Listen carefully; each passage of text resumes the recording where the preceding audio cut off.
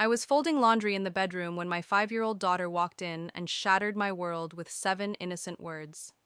The basket of warm clothes sat on the bed between us, and I was matching socks, the mundane rhythm of domesticity that I had built my life around. She climbed onto the bed with her stuffed rabbit clutched in one hand, her dark eyes serious in a way that made my stomach clench before she even opened her mouth.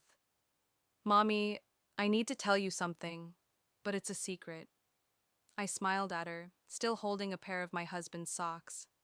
"You know you can tell Mommy anything, Zephyr. We don't keep secrets in this family." She bit her lip, the way she did when she was worried about getting in trouble. Then she held up her tiny hand with the pinky finger extended. "But Daddy made me pinky swear. He said it's our little secret and I shouldn't tell you." The socks slipped from my fingers. My hands had gone suddenly cold despite the warmth from the drier, fresh clothes. "What secret, baby?" "Daddy had a lady friend here this afternoon. She was really pretty and she smelled like flowers. They were in your bedroom, and Daddy said I had to stay in my room and be very quiet and not tell you because it would make you sad." The world tilted. I gripped the edge of the bed to steady myself, my vision tunneling down to my daughter's face, her expression caught between confusion and the desire to please, to be a good girl who kept her promises. She didn't understand what she was telling me. She didn't understand that she had just detonated a bomb in the center of our family. Before the story continues, please leave us a comment telling us which state or city you are watching from. Do not forget to like and subscribe so this channel can grow and bring you more exciting stories. My name is Solenne Baptiste-Hart. I am 32 years old, a black woman, a medical social worker at a children's hospital, and until approximately 30 seconds ago, I believed I was in a happy marriage. My husband, Dashiell Hart, is a 34-year-old white man who works in pharmaceutical sales. We met 7 years ago at a charity fundraiser, married after a whirlwind courtship, and had our daughter 2 years later. We lived in a beautiful craftsman house in a good neighborhood with good schools. We had date nights and family dinners and a mortgage and a golden retriever named Copper, and apparently, while I was at work saving my shifts to spend time with our daughter, he was bringing other women into our home, into our bedroom, with our child in the next room. "Mommy, are you mad at me?" Zephyr's voice was small and scared. I forced myself to breathe, to push down the nausea rising in my throat, to be the mother she needed in this moment rather than the wife whose world was collapsing. I reached out and pulled her into my lap, holding her tight against my chest. "No, baby. I'm not mad at you. You did the right thing by telling me. We never keep secrets from Mommy, even if someone asks us to. Even if it's Daddy." But I pinky promised. "I know, and that was very grown up of you to take your promise seriously. But some promises aren't okay to make. If a grown-up ever asks you to keep a secret from Mommy, you tell me right away. That's more important than any pinky promise." She relaxed against me, relieved to not be in trouble. I stroked her hair, the soft curls that were a blend of my tight coils and her father's looser waves, and tried to keep my breathing steady. I needed information, but I had to be careful. She was 5. She didn't understand what she had witnessed. I couldn't let my rage and betrayal spill onto her. "Can you tell me more about the lady friend? What did she look like?" Zephyr pulled back, thinking hard. "She had yellow hair, really yellow like the sun, and she was tall, and she wore a red dress that was really short. Daddy said she was from his work." Of course she was from his work. That was always how these things went, wasn't it? The coworker, the convenient excuse for late nights and weekend conferences and business trips that probably weren't business at all. "And they were in Mommy and Daddy's bedroom?" She nodded. "Daddy told me to go to my room and watch my tablet and be really quiet. He said they had to talk about work stuff and I couldn't interrupt. But I had to go potty, and when I walked past your door, I heard them laughing. It sounded like when you and Daddy laugh when you're being silly. Laughing, in our bedroom, with our daughter down the hall. The image of it burned through my mind like acid. I had been at the hospital, working a double shift because we were short-staffed, covering for a colleague who was out sick. I had texted Dashiell to say I wouldn't be home until 8, that he was on dinner duty with Zephyr. And he had used those hours to bring his mistress into our home. "What time was this, sweetie? Do you remember?" "After my show. the one about the puppies, so it was after 3 o'clock. 3 o'clock. I had texted him at 2:30 to remind him about Zephyr's snack time. He had responded immediately with a thumbs up emoji. 30 minutes later, he had another woman in our bed. How long was she here? I don't know, a long time. I watched 2 whole shows, and then Daddy came and got me and said the lady had to go and we should clean up before you got home. He made me promise not to tell you. He said it was our special secret, and if I told you, you would be very upset and it would be my fault. My fault. He had told our 5-year-old daughter that if she revealed his infidelity, she would be responsible for my pain. The manipulation of it, the cruelty, made me want to scream. But I kept my voice calm and soft. Zephyr, I want you to understand something very important. Nothing that grown-ups do is ever your fault. Not ever. If I'm upset, it's because of choices Daddy made, not because you told me the truth. You are very brave and very good, and I'm so proud of you for telling me even though it was hard. She hugged me tighter. I love you, Mommy. I love you too, baby, so much. I held her for a long moment, breathing in the scent of her strawberry shampoo and the lingering sweetness of childhood innocence. Then I heard it, the sound of the garage door opening, the rumble of Dashiell's car pulling in. He was home. I set Zephyr gently on the bed. Baby, can you go play in your room for a little while? Mommy needs to talk to Daddy about grown-up stuff. Are you going to tell him I told? I'm going to tell him that we don't keep secrets in this family, but you're not in trouble. Remember that. None of this is your fault. She scrambled off the bed and ran to her room, clutching her rabbit. I stood there in the bedroom, surrounded by half-folded laundry, and felt the familiar sound of my husband's footsteps approaching. The same footsteps I had heard every evening for 7 years. The same routine, the same rhythm. He would come find me, kiss me on the cheek, ask about my day. The performance of normalcy that he had apparently been maintaining while conducting an affair. He appeared in the doorway with that smile I had once loved, the crooked grin that had first attracted me to him at that fundraiser so many years ago. He was still in his work clothes, the expensive suit that his pharmaceutical sales job required. His light brown hair slightly mussed from running his fingers through it, a habit he had when he was stressed. Hey, beautiful, how was your shift? I looked at him and tried to reconcile the man I thought I knew with the stranger who had brought another woman into our bed while our daughter watched cartoons down the hall. He looked the same, handsome, put together, the concerned husband asking about my day. But everything underneath had rotted. Zephyr told me about your visitor this afternoon. The smile froze on his face. Something flickered in his eyes, panic quickly covered by confusion. Visitor? The lady friend from work, the one with the yellow hair and the red dress, the one who was in our bedroom while I was at the hospital. His face went through a rapid series of changes. Shock, calculation, and then a desperate attempt at innocence. Solenne, I don't know what you're talking about. Zephyr must have gotten confused. Don't you dare. Don't you dare stand there and try to gaslight me using our daughter's words. I'm not. She's 5. She probably saw something on TV, or made up a story, or... She told me you made her pinky promise to keep it a secret. She told me you said it would be her fault if I got upset. So don't stand there and tell me she's confused or lying. The color drained from his face. He opened his mouth, closed it, opened it again. Solenne, please, let me explain. Explain what? Explain how you brought your mistress into our home, into our bed, with our child in the next room? Explain how you manipulated a 5-year-old into keeping your dirty secret? Please, Dashiell, explain that to me. He took a step forward, hands raised like he was approaching a dangerous animal. It's not what you think. Then what is it? She's just a colleague. She came by to drop off some work documents. We were going over a presentation, that's all. It was completely innocent. I laughed, a harsh sound that hurt my throat. In our bedroom? You were going over a presentation in our bedroom? We needed a quiet space. Zephyr was being loud in the living room.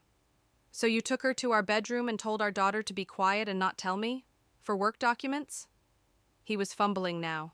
the lies falling apart as quickly as he could construct them. I didn't want you to get the wrong idea. The wrong idea would be thinking that you're anything other than a lying, cheating bastard who's been having an affair right under my nose. It's not an affair, I swear to you, nothing happened. Don't lie to me! The words came out louder than I intended, sharp and ragged. I heard Zephyr's door creak open, heard her small footsteps in the hallway. I lowered my voice to a harsh whisper. Don't you dare lie to me. How long has this been going on? He ran his hands through his hair, that tell of his stress now looking like the gesture of a cornered rat. Solenne, please. Can we talk about this later? When Zephyr's not... How long? The silence stretched between us. Finally, he closed his eyes. 6 months. 6 months, half a year of lies and secret texts and excuses about late nights at work. Half a year of him coming home and kissing me and making love to me and telling me he loved me while maintaining another relationship on the side. Half a year of me being the fool who didn't suspect, who trusted him completely. Get out. He opened his eyes. What? Get out of this house. Right now. Pack a bag and leave. Solenne, you're overreacting. Can we just talk about this? Overreacting?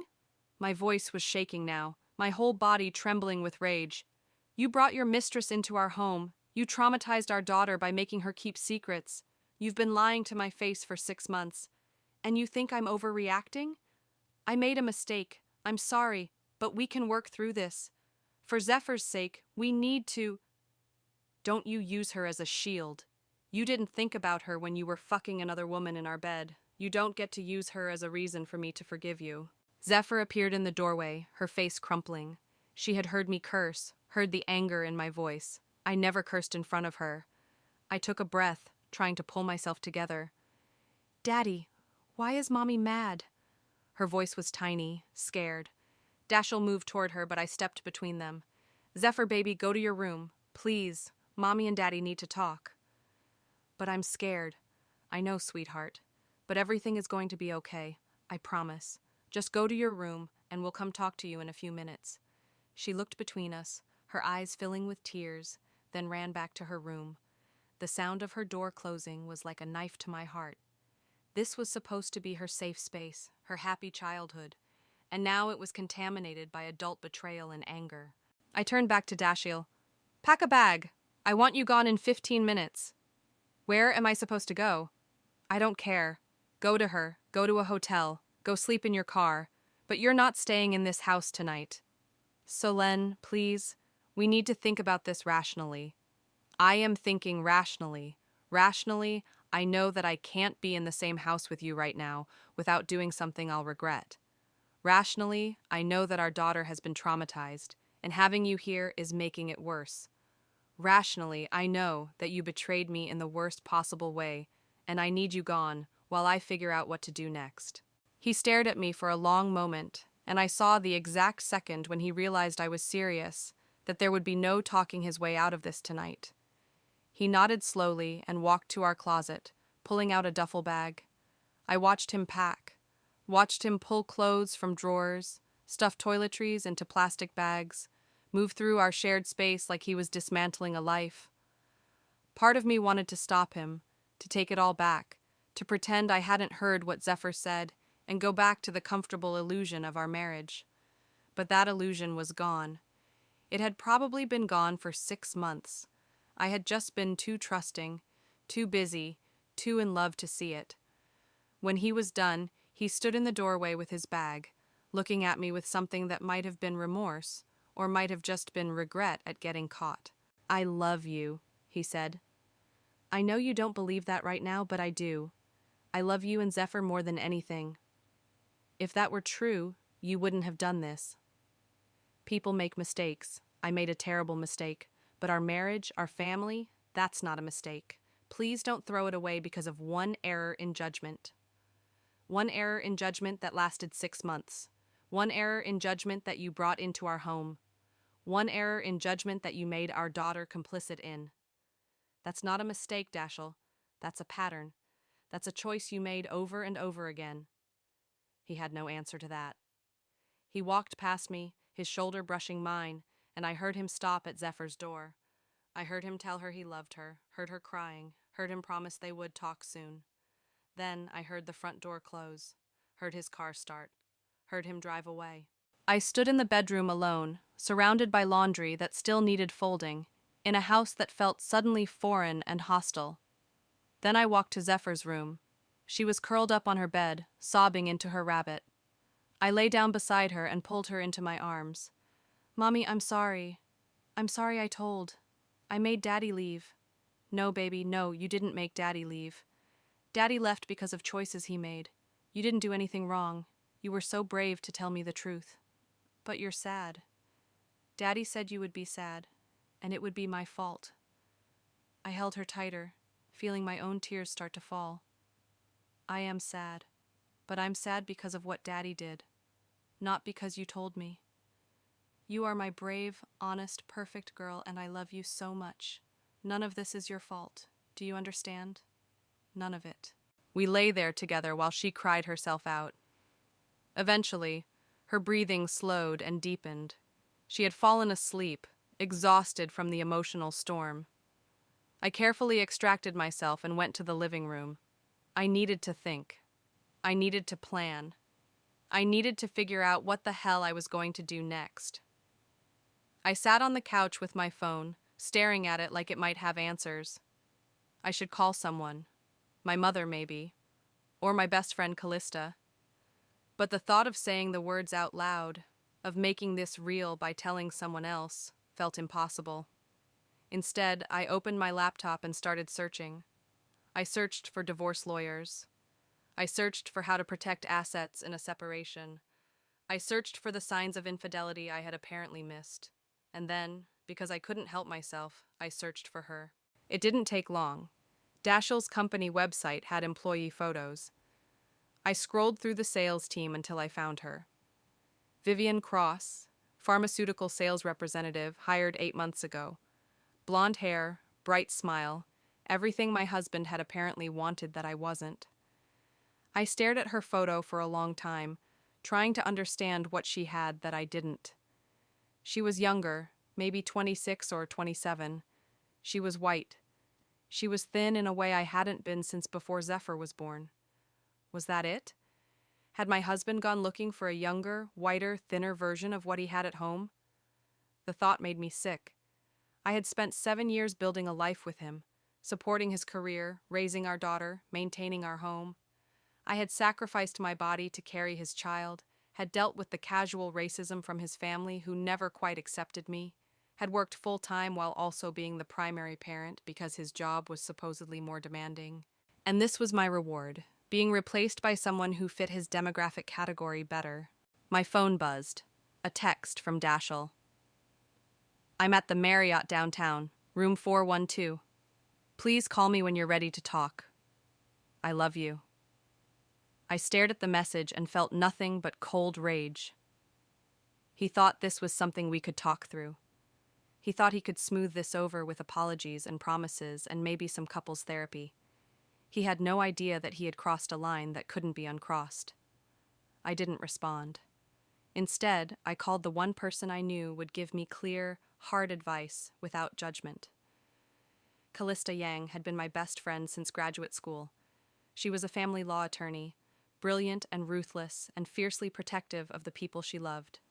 She answered on the second ring. "Hey girl, what's up?" "Dashiell's been having an affair. He brought her to our house this afternoon. Zephyr saw them."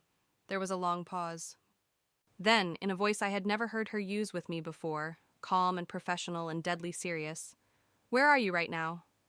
"Home. I kicked him out." "Good. Is Zephyr okay?" "She's asleep. She's confused and scared, but she's okay." "Okay. Listen to me very carefully. Do not let him back in that house. Do not sign anything. Do not make any decisions tonight. First thing tomorrow morning, you're coming to my office and we're going to start building your case." "Callista, I don't even know if I want a divorce. I need time to process." "You need time to process that your husband cheated on you in your marital bed while your daughter was home? That he manipulated a 5-year-old into keeping secrets? Solenne, there is nothing to process. This marriage is over. The only question now is how we make sure you and Zephyr come out of this divorce with everything you deserve. Her certainty was overwhelming, but also oddly comforting. She was giving me permission to be angry, to not forgive, to burn this whole thing down if that's what I needed to do. I'm scared, I admitted. I know, but you're also strong as hell.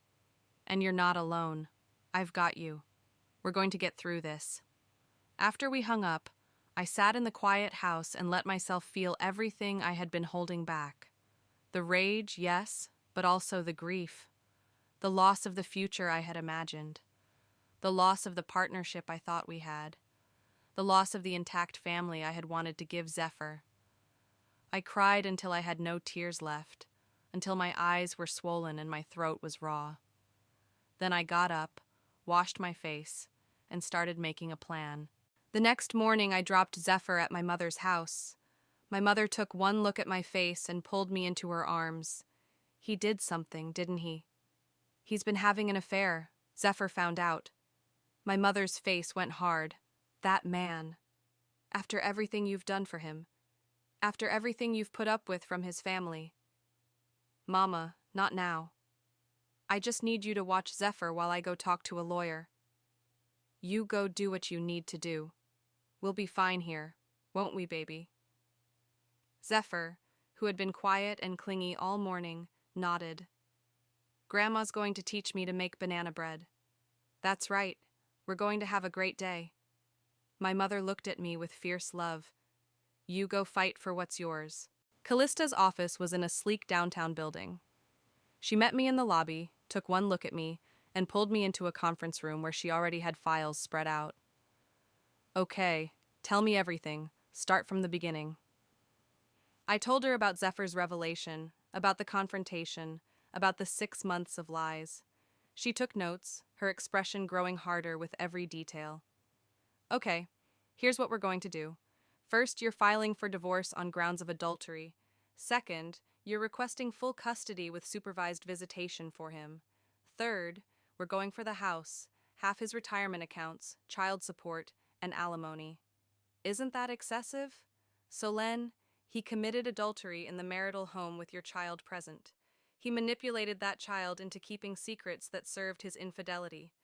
No judge is going to look kindly on that. We're going to make him pay, literally and figuratively. What about Zephyr? I don't want to traumatize her more by dragging this through court. We'll try for a settlement first. Most of these cases settle. But we negotiate from a position of strength. We make it clear that if he fights us, we will destroy him in court. We have a 5-year-old witness who can testify that he brought his mistress into the home. We have his own manipulation of that child. We have everything we need. I don't want Zephyr to have to testify. She won't if he's smart. That's the point. The threat of what it would look like in front of a judge usually brings people to the negotiating table. Over the next few hours, we built a strategy. Callista was thorough and relentless, thinking of angles I would never have considered. Financial disclosure, asset tracing, custody evaluations. She was building a fortress around me and Zephyr, and I was grateful for her expertise, even as the reality of what was happening crashed over me in waves. By the time I left her office, it was almost noon. I had missed calls from Dashiell, increasingly desperate texts begging me to talk to him. I ignored them all. But when I got to my car, I found him waiting there, leaning against my Honda with his arms crossed. You wouldn't answer my calls, he said. What are you doing here? How did you know where I was? I called your mom. She said you had errands. I figured you'd come here eventually. I know Callista's your first call for anything serious. I stopped a few feet away from him, keeping distance between us. You need to leave. I need to talk to you, please, Solenne. Just give me 5 minutes. Why? So you can lie to me some more? I'm not going to lie. I'm going to tell you the truth. All of it. And then, if you still want me to leave, I'll leave. I looked at him. Really looked at him. He looked terrible. Dark circles under his eyes, wrinkled clothes, the sheen of desperation. Part of me, the part that had loved him for 7 years, wanted to comfort him, but I ruthlessly shut that part down. 5 minutes, I said. Start talking. He took a breath. Her name is Vivian. She started at the company 8 months ago. We were assigned to work together on a big account. At first it was just professional, but then we started having drinks after meetings, then dinners. Then, I don't know how it happened, but we crossed a line. You know exactly how it happened. You made a choice. You're right. I made a choice. A stupid, selfish choice. I was flattered by the attention. She made me feel young and exciting, and like I was more than just a husband and father. Being a husband and father is supposed to be enough. I know that. But you were so busy with Zephyr and your job, and I felt like I was always coming second or third in your priorities, and she made me feel like I was the center of her world. I stared at him in disbelief. You're blaming me? You're blaming our daughter? You cheated because I was working and being a mother? No, I'm not blaming you. I'm trying to explain my mindset. I'm trying to help you understand why I did what I did. I don't care why you did it. I care that you did it. I care that you brought her to our home. I care that you involved our 5-year-old daughter in your affair. That was a mistake, I know that. I should never have brought her to the house. But you said you wouldn't be home until 8, and we needed somewhere private, and I thought Zephyr would stay in her room.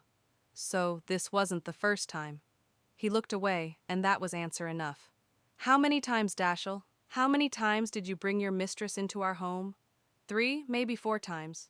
Always when you were working late or out with friends. Always when I thought there was no chance you'd find out. And Zephyr? Did she see you other times? I don't think so. She never said anything before. I always made sure she was occupied, that she wouldn't interrupt. You made sure our daughter wouldn't interrupt your affair. Do you hear how insane that sounds? I know. I know I fucked up. I know I hurt you and I damaged Zephyr's sense of security. I know all of that. But Solenne, please. Our marriage is worth fighting for. We have 7 years together. We have a child. We have a life. We had a life. You destroyed it. We can rebuild it. Couples therapy, full transparency, whatever you need. I'll end it with Vivian today. I'll change jobs if that's what it takes. I'll do anything to save our marriage. I looked at this man I had married, this man who was begging for another chance, and felt nothing but exhaustion. It's too late. It's not too late. It can't be too late. Not after everything we've been through. What have we been through, Dashiell? Because from where I'm standing, I've been raising our daughter and working full-time and maintaining our home while you've been having an affair. So tell me, what exactly have we been through together? We built a life. We have memories. We love each other. Love isn't a feeling, Dashiell. It's a choice. And you chose her over me every time you texted her, every time you met her for drinks, every time you brought her into our home. Those were all choices that said I wasn't enough, that our marriage wasn't enough, that our daughter's security wasn't enough. He was crying now, tears streaming down his face. Please don't do this. Please don't give up on us. I'm not giving up. You gave up 6 months ago when you decided to cheat. I'm just acknowledging reality. What about Zephyr? She needs her father. She has a father.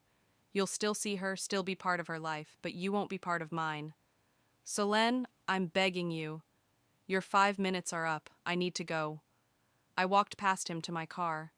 He grabbed my arm and I spun around, yanking it away. Don't touch me.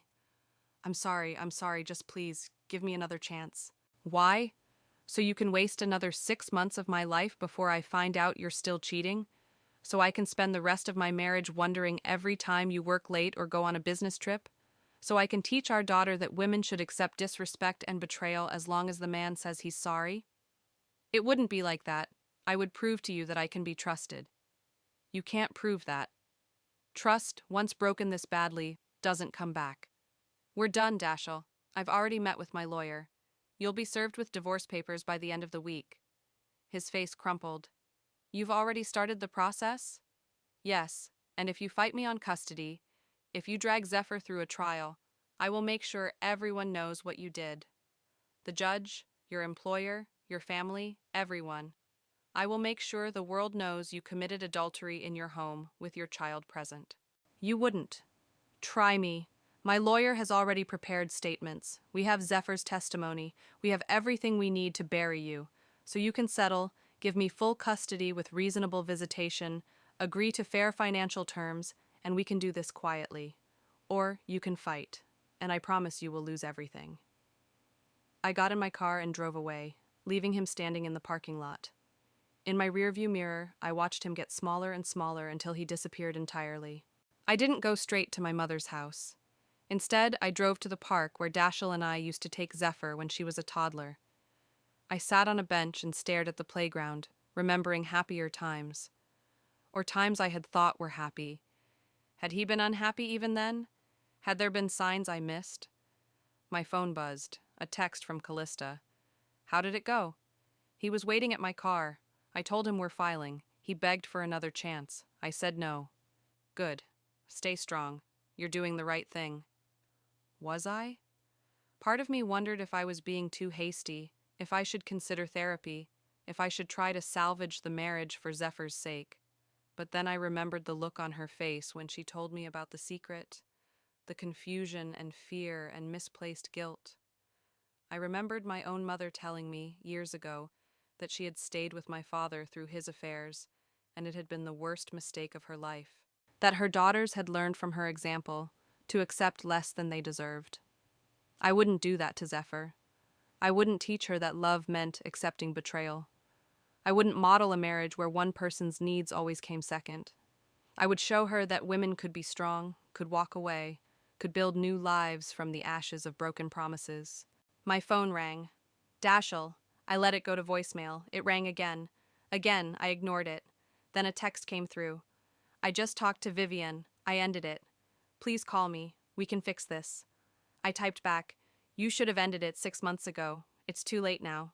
Another text. It's never too late. Please. I blocked his number. Then I drove to my mother's house to pick up my daughter and start figuring out how to build a life as a single mother. The next few weeks were brutal. Dashiell was served with divorce papers. He hired a lawyer and initially fought for joint custody, claiming I was being vindictive and using Zephyr as a weapon.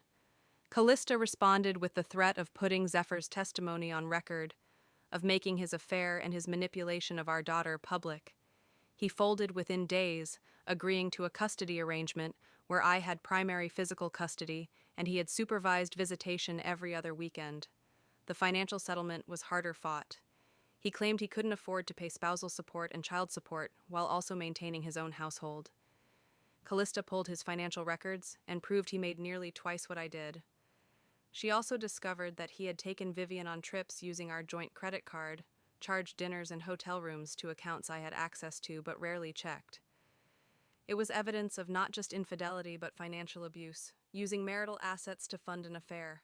In the end, he agreed to give me the house, half his retirement accounts, generous child support, and 3 years of alimony while I rebuilt my life. It was more than fair, it was punitive, and I didn't feel a moment of guilt about it. The divorce was finalized 4 months after Zephyr made her revelation. On the day the decree came through, I took her out for ice cream. We sat in the parlor, sharing a sundae, and she looked at me with serious eyes. Mommy, are you and Daddy never getting back together? No, baby, we're not. Because of the secret? Because Daddy made choices that hurt our family. But that doesn't mean he doesn't love you. He does love you very much. He just can't be married to Mommy anymore. Okay. She took another bite of ice cream. Mia's parents are divorced. She says it's not that bad. She gets 2 birthdays. I smiled despite myself. You'll still only get 1 birthday, but you'll have 2 homes that both love you. Can Copper come to Daddy's house? We'll have to ask Daddy about that. She seemed satisfied with that answer and went back to her ice cream. Children were resilient in ways that amazed me. She had been confused and sad, had clung to me more than usual, had nightmares for a few weeks. But she was adapting, finding her footing in this new reality. I, on the other hand, was struggling. The house felt empty without Dashiell's presence, even though I had been the one to kick him out. I lay awake at night second-guessing my decisions, wondering if I had been too harsh, if I should have tried harder. In my weakest moments, I missed him. I missed the companionship, the shared routines, the comfort of having a partner. But then I would remember the look on Zephyr's face when she told me about the secret. I would remember the casual cruelty of him manipulating a 5-year-old to protect his affair. And I would know that I had made the right choice. 6 months after the divorce, I was at the hospital working when I got a call from an unknown number. I almost didn't answer, but it was the middle of the day and I was between patients. Is this Solenne Baptiste-Hart? Yes. Who is this? My name is Vivian Cross. I think we should talk. I froze. The other woman, calling me out of nowhere. I have nothing to say to you. Please, just 5 minutes, it's important. Something in her voice, desperation maybe, made me agree. 5 minutes? I'm pregnant, and Dashiell is the father. The world tilted. I sat down heavily in my office chair. What? I'm 12 weeks pregnant. Dashiell doesn't know yet. I wanted to tell you first because I didn't want you to be blindsided. How considerate of you. Look, I know you hate me. You have every right to. But I need you to know that I didn't know he was married. Not at first. By the time I found out, we were already involved, and he promised me he was leaving you. He was never leaving me. He had no intention of leaving me. I know that now, but I believed him. I believed all his lies. And now I'm pregnant and I don't know what to do. That's not my problem. I know, but it will affect Zephyr. She's going to have a half-sibling. I thought you deserved to know. I closed my eyes. A half-sibling. Another child for Dashiell to disappoint, to manipulate, to fail. Are you keeping it? I don't know. That's why I'm calling. If you tell me that having a relationship with Dashiell as a co-parent is impossible, that he's a terrible father, I need to know that before I make this decision. He's not a terrible father. He loves Zephyr. He just made terrible choices, selfish choices, and if you're expecting him to step up and be a partner to you, you're going to be disappointed. I'm not expecting anything from him. I just need to know if he's capable of being a parent to this baby.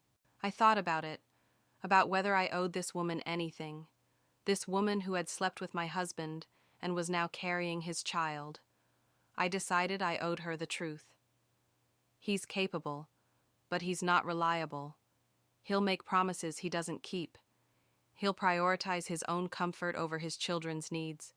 He'll manipulate situations to make himself look good. If you can handle that, if you can be the strong one for your kid, then maybe you'll be okay. That's what I thought. She paused. For what it's worth, I'm sorry. I'm sorry for what I did to you and your daughter. I made terrible choices too. Yes, you did. I know saying sorry doesn't fix anything, but I am sorry. She hung up before I could respond. I sat in my office, staring at the wall, processing the information. Zephyr was going to have a sibling. My ex-husband was going to have another child, with the woman he cheated on me with. It should have felt like a knife to the heart. Instead, it felt like closure. This was Dashiell's mess now, his responsibility. I was free of it. That evening, I told Zephyr that she might be getting a little brother or sister from Daddy and Vivian. She processed it the way 5-year-olds do, with curiosity and acceptance. Will the baby live with us? No, sweetie. The baby will live with Daddy and Vivian. Okay. Can I teach the baby to play with Legos? Sure, when the baby's old enough. And that was it. My daughter had absorbed another major life change with grace that humbled me. A year after the divorce, Dashiell's daughter was born. He sent me a text, a picture of a tiny baby with a tuft of blonde hair. This is Celeste. I wanted you to know. I looked at the photo and felt nothing but a distant hope that he would do better this time. Be better for this innocent child who hadn't asked for any of this. Zephyr met her half-sister on a supervised visit. She came home excited, talking about how small the baby was, how she cried a lot, how she helped feed her a bottle. I listened and smiled and felt grateful that my daughter had a heart big enough to love a sibling born from her father's betrayal. For myself, I was building a new life. I went to therapy to process the trauma and betrayal. I focused on my career, got a promotion to a supervisory role. I bought new furniture, painted the walls, made the house feel like mine instead of ours. I dated, though nothing serious. I was learning to be comfortable alone, to not need a partner to feel complete. The strongest lesson I learned was about secrets, about how they poison everything they touch. about how asking a child to keep an adult's secret is a form of abuse, a theft of innocence. Zephyr and I talked about it often, reinforcing that she should never keep secrets from me, that if anyone ever asked her to, she should tell me immediately. And I thought about all the women who found themselves in similar situations, who discovered betrayals through their children's innocent revelations. The women who stayed because they were scared, or financially trapped, or still in love with the fantasy of who they thought their partner was. I didn't judge them. Everyone's circumstances were different. But for me, for us, leaving had been the right choice. My daughter was learning that love doesn't mean accepting mistreatment. That trust, once shattered, doesn't magically repair itself. That sometimes the brave thing, the hard thing, is walking away from what's broken instead of trying to force it back together. 2 years after the divorce, I was at the park with Zephyr when I ran into another mother from her school.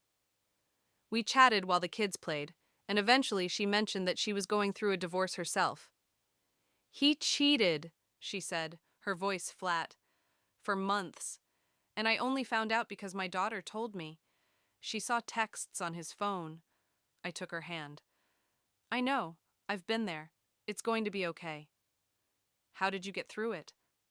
I looked at Zephyr, laughing on the swings, her face bright with joy. I focused on her.